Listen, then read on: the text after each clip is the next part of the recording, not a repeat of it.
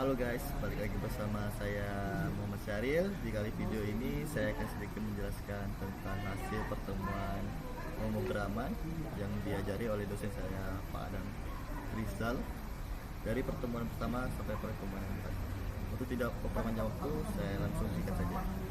Namun sebelum saya lanjut videonya, jangan tekan tombol like, comment, and subscribe. Oke. Oke, di pertemuan pertama itu dari Pak Adam menjelaskan tentang from metode get and from metode post. Baik, di sini saya akan sedikit menjelaskan tentang from. Yang pertama itu apa itu get and post. Yang pertama, get itu adalah dua super global array yang dalam PHP yang digunakan untuk mengambil data dari from HTML yang dikirim oleh pengguna. Nah, jadi get and post itu adalah super global array yang mengambil data itu dari from HTML yang dikirim oleh pengguna orang lain gitu. Terus get itu apa sih itu get? Get itu pertama data kiriman melalui URL, misalnya get from PHP, namanya misalnya Delano, Adi atau Apip kan. Terus contoh untuk permintaan itu tidak sensitif, misalnya pencarian itu tidak sensitif ya. Yang ketiga itu terlihat di URL, jadi tidak aman untuk data rahasia. Yang keempat dapat di bookmark dan dibagikan, jadi mudah untuk di-share kepada orang lain gitu. Terus yang post itu data kiriman sebaliknya dari get. Kalau ini kan terbuka get itu, kalau post ini tersembunyi dia dari body request. Jadi terus cocok untuk data sensitif seperti login atau form pendaftaran. Jadi kita login itu kan perlu privat ya, jadi kita harus menggunakan post. Lebih aman dibandingkan get. Nah, jadi post ini lebih istilahnya itu nggak mudah sensitif, jadi lebih privasi gitu, karena tidak muncul di URL dia dan tidak bisa langsung di bookmark. Ini sebaliknya dari get ya. Nah, untuk penjelasan kodenya ya di sini. From kodenya itu ada metode get action. Nah, metode get itu yang pertama itu mengatur metode pengiriman data dari server. Terus yang kedua ada actionnya. Nah, action itu mengarah from ke halaman yang sama saat ini. Yang ini ya. Ini ya. Action ini. Nah, terus yang PHP ini itu menjelaskan mengecek apakah data itu ada inputan nama atau enggak. Nah, di sini ya, inputan nama, dan ada mengambil data nama URL. Terus HTML spesial ini digunakan agar ada seperti tombol baliknya itu yang tidak dieksekusi sebagai kode HTML atau mencegah XSS. Nah, untuk penjelasan kode post di sini post ya. Nah, ini metode post action ini ya, mengirim data melalui body kan terlihat dari URL. Jadi ini terlihat dia dari URL ya. Terus yang dalam PHP nya request mode sampai sini itu yang pertama dia mengecek apakah nama permintaan itu menggunakan metode post. Terus mengambil nilai nama dari input form. Jika menggunakan HTML spesial ini dia untuk keamanan ya. Baik, untuk perbedaannya ya, kalau dalam fiturnya itu kalau get itu dia tampil di URL, terus yang post itu enggak ya. Terus untuk keamanan get itu masih kurang aman ya, karena kan dia terbuka. Sedangkan post itu lebih aman karena dia privat, enggak terlihat dari URL. Untuk ukuran datanya itu terbatas ya, dia bisa sampai 22.448.000 karakter. Sedangkan post itu lebih besar tergantung servernya ya. Nah, untuk fitur bookmarknya ya get itu termasuk ya, sedangkan post itu tidak. Sedangkan untuk fitur cocoknya itu di link pencarian, kalau post itu from login atau pendaftaran. Nah, baik, itu saja penjelasan get post, get sama post. Baik, kita lanjutkan pertemuan 3 dan 4.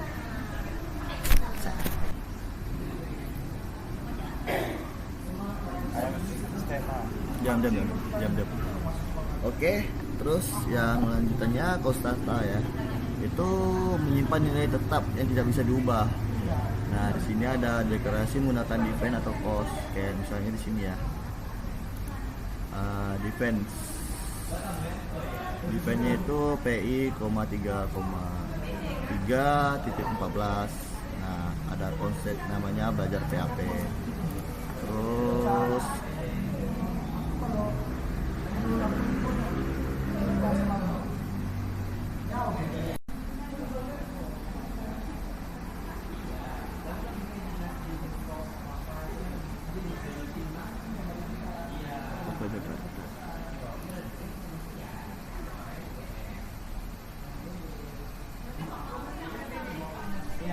nah, terus operator dalam PHP.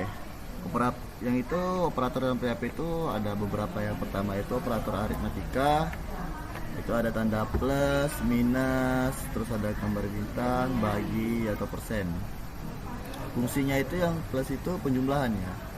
Kayak contohnya simbol A dan simbol B 13, terus pengurangan, ada perkalian, pembagian, ada sisa bagi. Nah, untuk resolutionnya di sini digunakan untuk membandingkan dua nilai dan mengambil true and false. Ini ada operatornya, ada kayak sama dengan, tidak sama, lebih besar, lebih kecil, atau lebih besar atau sama, atau lebih kecil atau sama gitu. Nah, untuk operator logikanya sini ada operator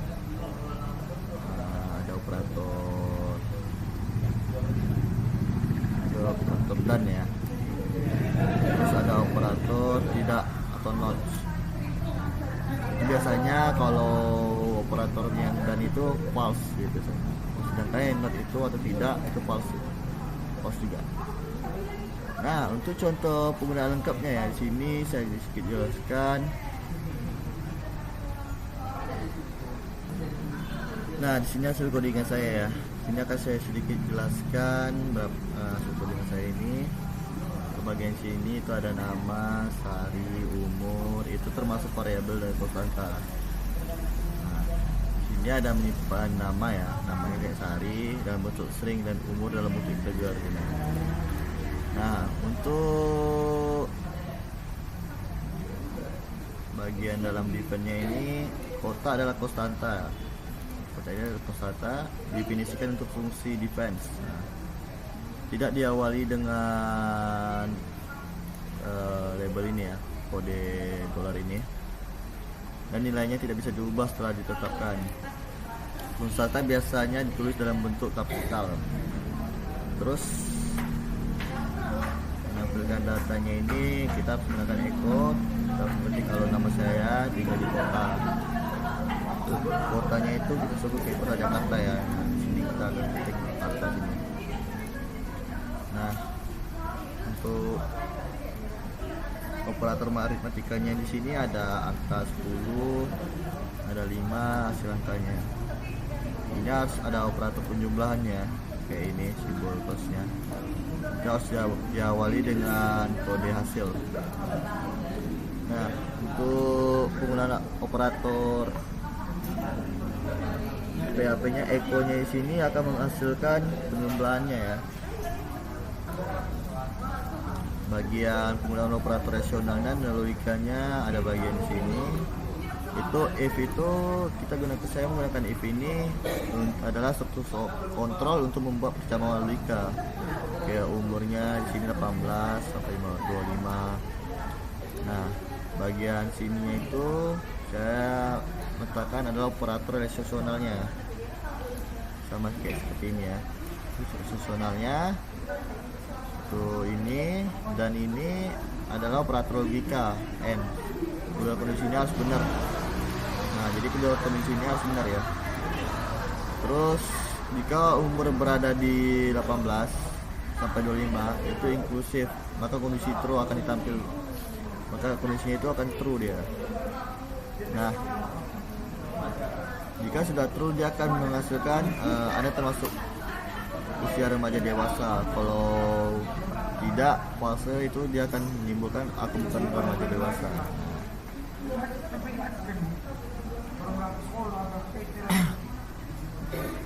Untuk itu saja sih hasil codingan saya.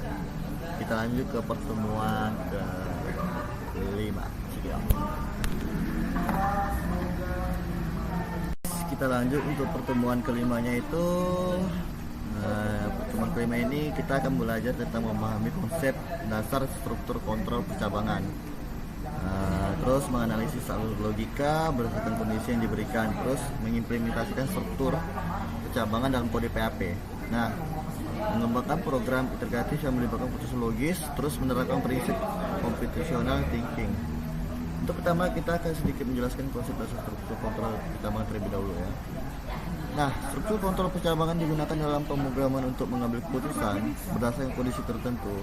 Dengan kata lain, program ini akan mengevaluasi kondisi tertentu menjalankan blok kode yang sesuai. Bentuk umumnya itu biasanya di sini ada if, terus ada if else, ada if else, ada terus ada if else lagi, dan ada yang terakhir itu switch.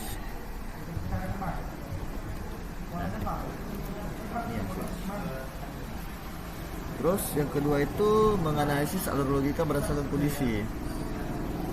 Misalnya sini saya contohkan aja, seseorang siswa mendapat nilai dan kita ingin menilai kan apa dia lulus atau tidaknya. Contohnya di sini saya berikan ya. Implementasi percabangan dalam PHP ya. Implementasi dalam PHP kita beri contoh saja di sini if else ya. Pertama itu ada PHP ya.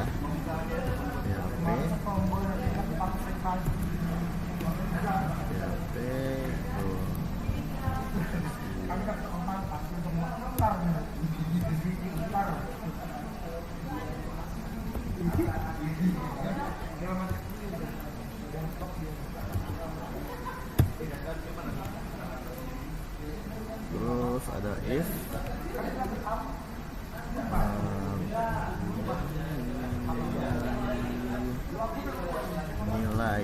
nilainya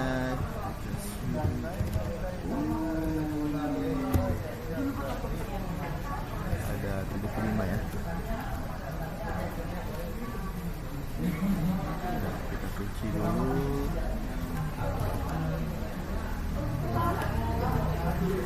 Terus masukkan echo. Itu lulus ya.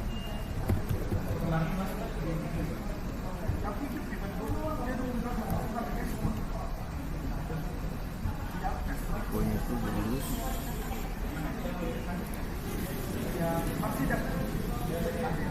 Terus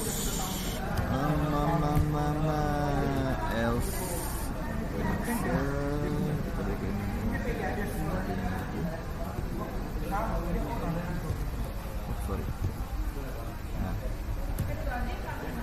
sini bikin echo tidak lulus.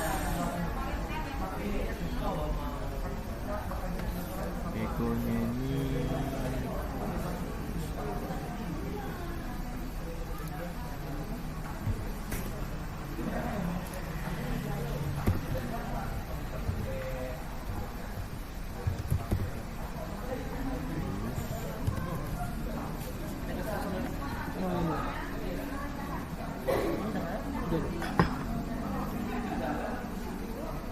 sudah kunci ya.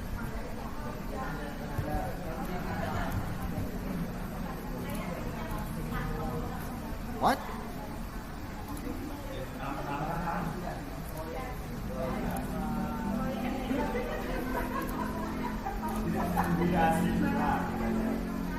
Oh sorry, ada masalah teknik. Nah, jadi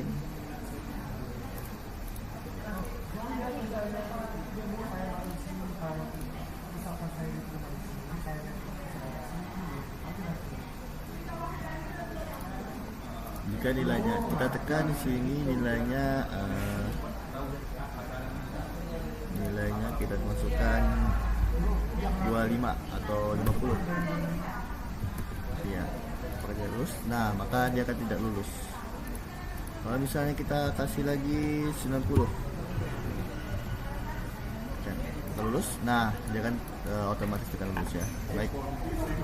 Selanjutnya kita akan jelaskan tentang if else nya ya. Saya kasih lah di sini. Untuk tidak perlu itu saya singkat aja ya.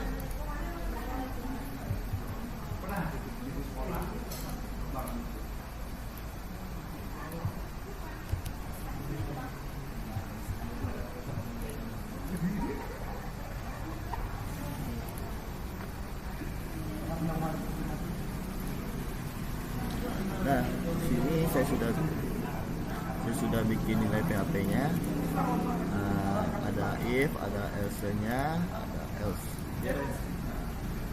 Untuk bagian sini kan nilai saya 85 ini. Kalau 85 itu dia termasuk mana? Nilai B. Coba saya masukkan di sini di atas 60 kayak sumbernya 91 ya. Apakah dia masuk ke A? Nah, dia akan masuk ke A.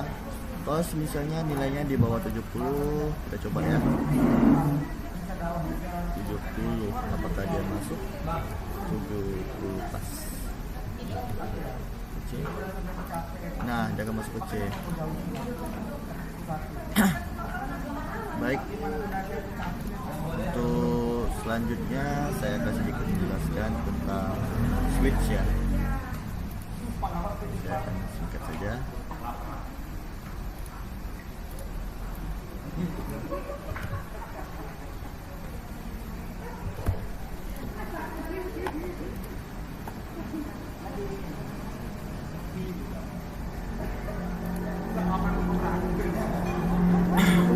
Nah, di sini saya sudah menentukan kodenya switch. Ada pilihan 2, ada pilihan 3, ada pilihan 1 dan pilihan 2. Jika saya di sini pilihan 1, pilihan 1 yang kita baca teman-teman. Nah, akan melihat data. Kalau sedangkan kalau saya tekan sini pilihannya 2 ya, saya akan menampilkan tambahan data. Kalau misalnya di sini kita tekan 3 ya, mari kita baca teman-teman.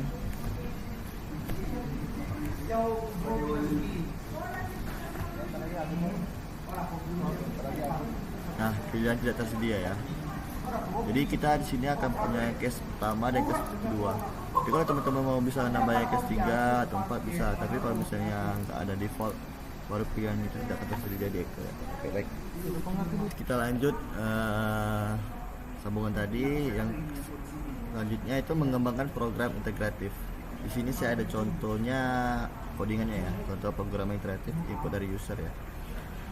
Baik, saya akan sedikit jelaskan bagian from HTML-nya dulu ya. Yang pertama itu di sini ada from metodenya, postnya dulu.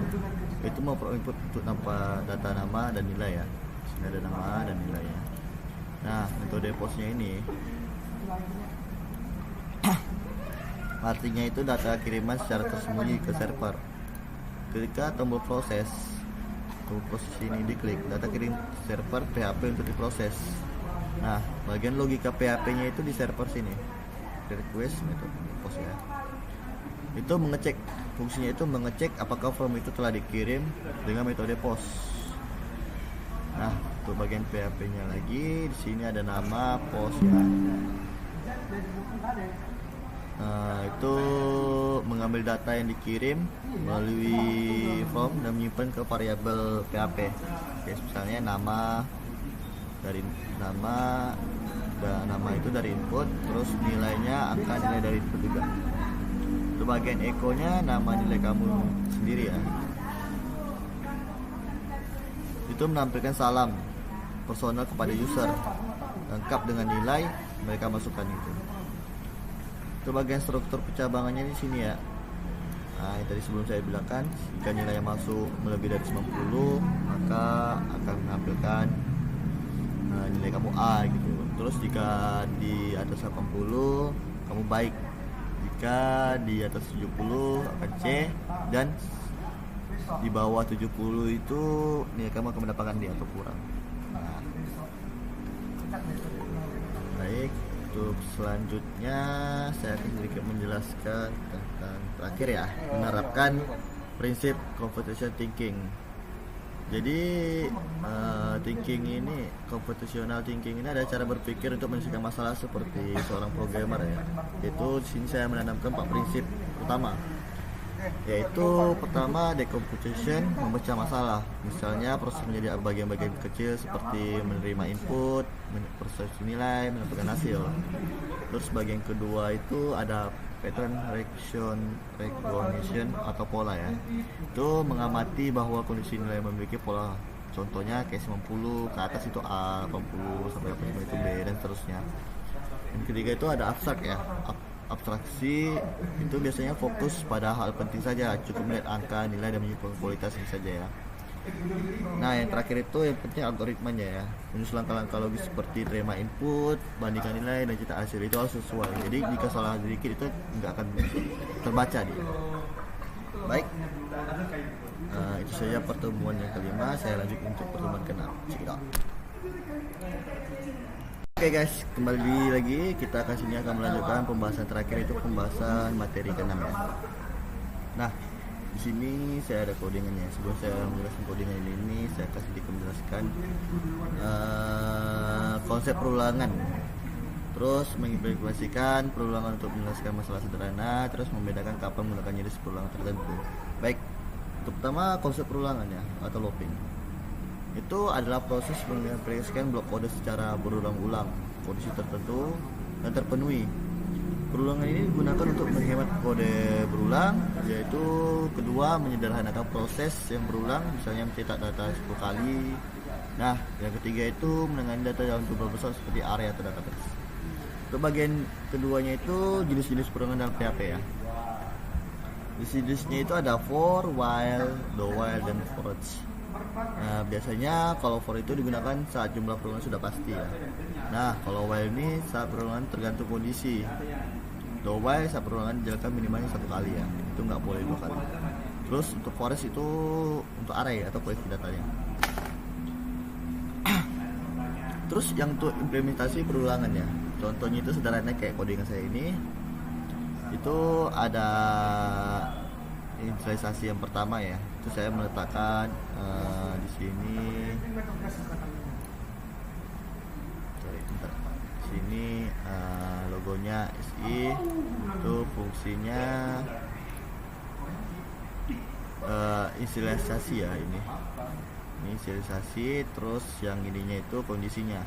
Nah, kalau bagian ini menambah setiap perulangan, jadi dia akan perulangan terus ya.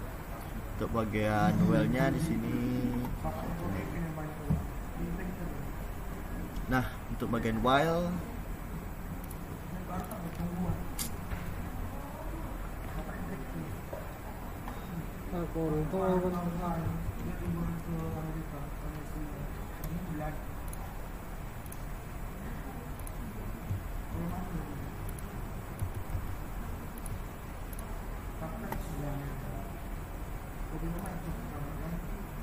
Nah, untuk bagian while ya, bagian while atau loop, misalnya saya sini cetak angka 1 sampai 5 ya. Sini ada while-nya, saya meletakkan input simbolnya I, terus ada 5. Sebelumnya itu saya meletakkan 1, jadi dia hanya 1 sampai 5 saja ya. Biasanya ini cocok jika jumlah perulangan tidak pasti dan tergantung kondisi ya. Nah, terus yang do while-nya kita coba di sini. Saya sudah ada codingannya. Nah, ini biasanya berbeda dari while, dijaga hanya sekali ya. Biasanya walaupun kondisinya sini biasanya salah ya. Dan untuk bagian for each-nya di sini saya ada codingannya. Nah,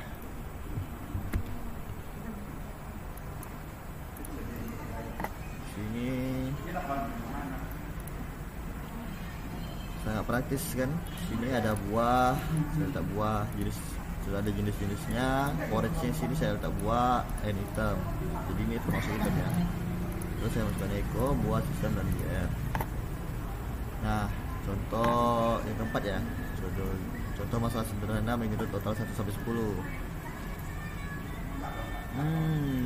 Sini saya ada coding ya. Ini biasanya codingan ini, program ini bisa penjumlahnya semua angka dari 1 sampai 10 saja ya. Totalnya saya 1, ada simbol i-nya 1, dan ini sampai 10. Nah, hasilnya itu akan tampil nanti. Jadi total jumlah yang dari 1 sampai 10, totalnya coba saja ya. Nah, total jumlah yang 1 sampai 10 itu adalah 55. Nah, yang terakhir itu perbedaan pengguna tiap log. Biasanya di sini ada jenisnya. Yang pertama itu for. Kamu tahu jumlah itu terinisiasi, contohnya 1 sampai 10 kayak ini ya. Itu pasti for. Nah, untuk while kamu tidak tahu pasti berapa kali perulangan, tergantung kondisi, contohnya sampai user logout. Do while itu harus menilai kode minimal 1 kali. Sedangkan forest kamu ingin terus semua elemen atau koleksi data. Nah, untuk kesimpulannya di sini perulangan itu adalah solusi hemat kode untuk proses perulangan. Jadi kegunaan log yang sesuai kondisi masalah itu adalah for. Pertama itu for, jumlahnya interaksi tetap. Nah, terus yang kedua while atau do while itu kondisinya dinamis dia, dinamis. Dan forest, yang terakhir forest itu adalah area atau koleksi datanya tersebut.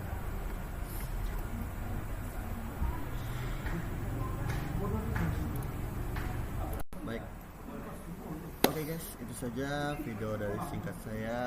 Jika kurang lebih saya mohon maaf. Saya